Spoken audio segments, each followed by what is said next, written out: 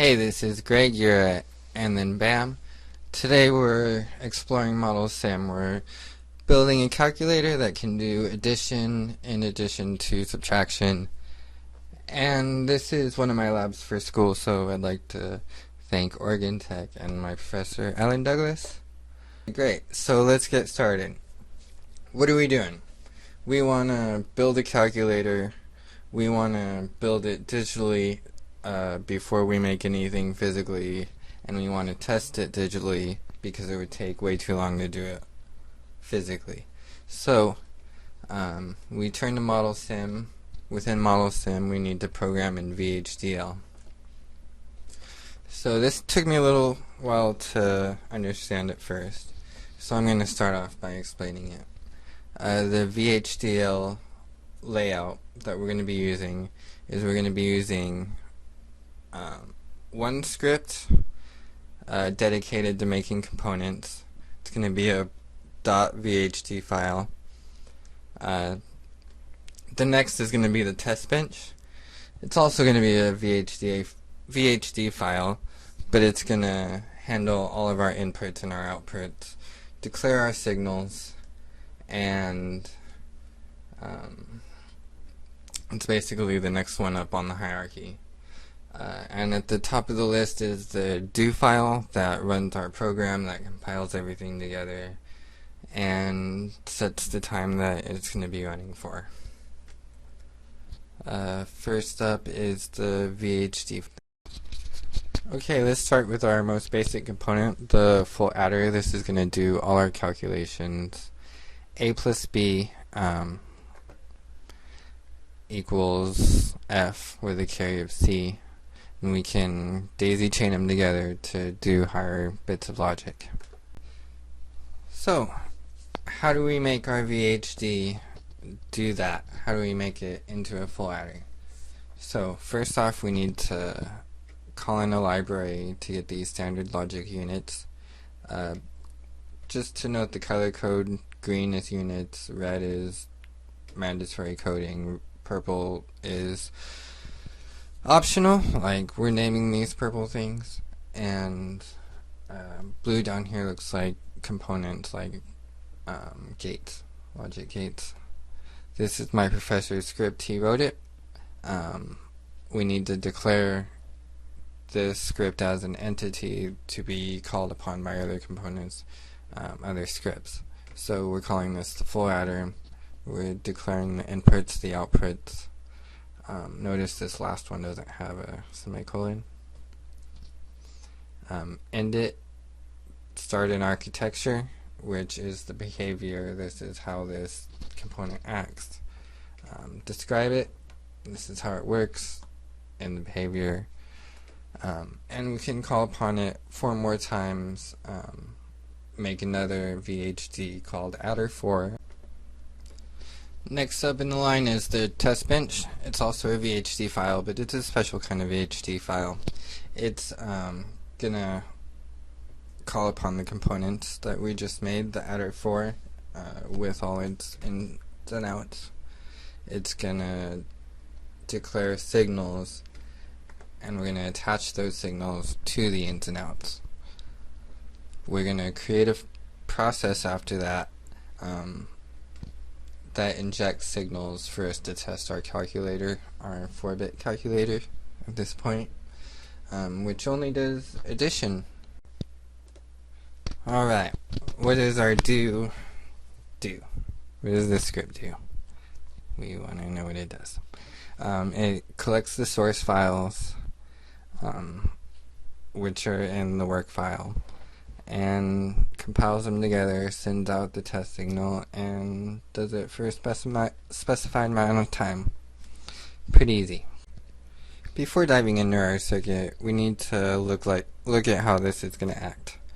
So we're going to accomplish this by making one adder, and at the input of that adder, we're going to have another adder performing 2's complement. And that will make it easy. We just gotta flip on this mux if we want the 2's complement to go to B, and that'll perform the subtraction. One other thing to look at is we're going to have this internal signal C, this internal signal S, and those aren't going to be declared in the ports. They're going to be declared as signals in the test bench, along with this invert of B. Okay, let's start getting into it. I hurt my hand, so I'm not going to be typing this up for you. Just to say, I'm just going to show you what I did to build this thing and how we're going to test it. Move this over to the side, and we'll have this to reference.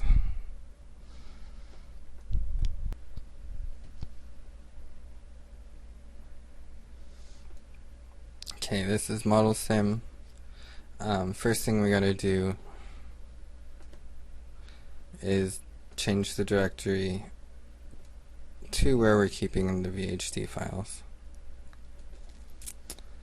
Once we have that, we can open up our files.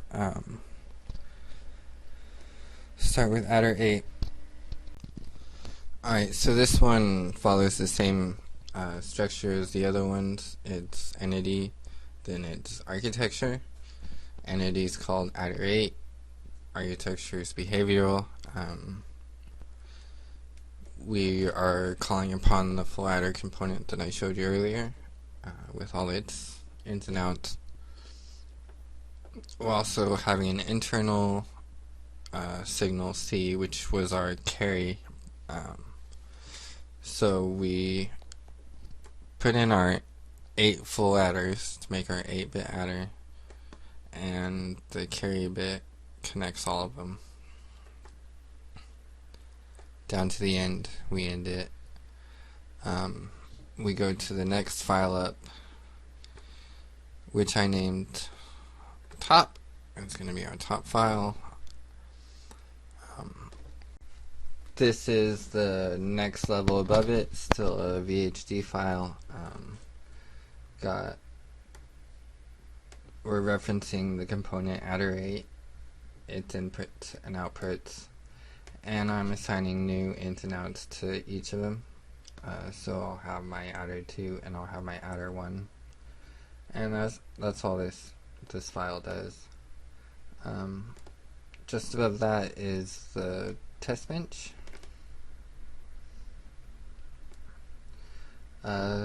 Which is a lot like I showed you before. It's got the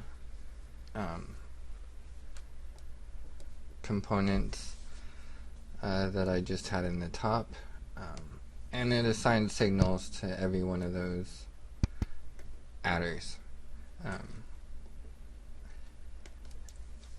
What it also does is it takes signal B, inverts it, and assigns it to the input in adder A.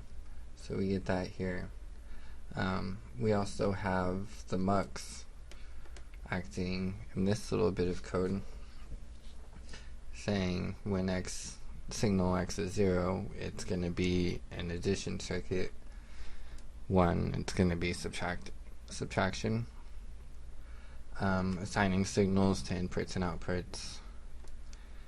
And down to the process, it's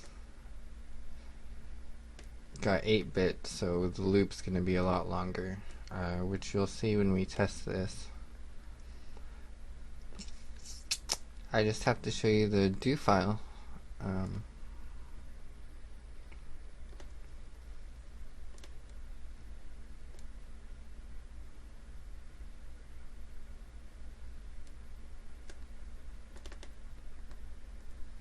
Okay,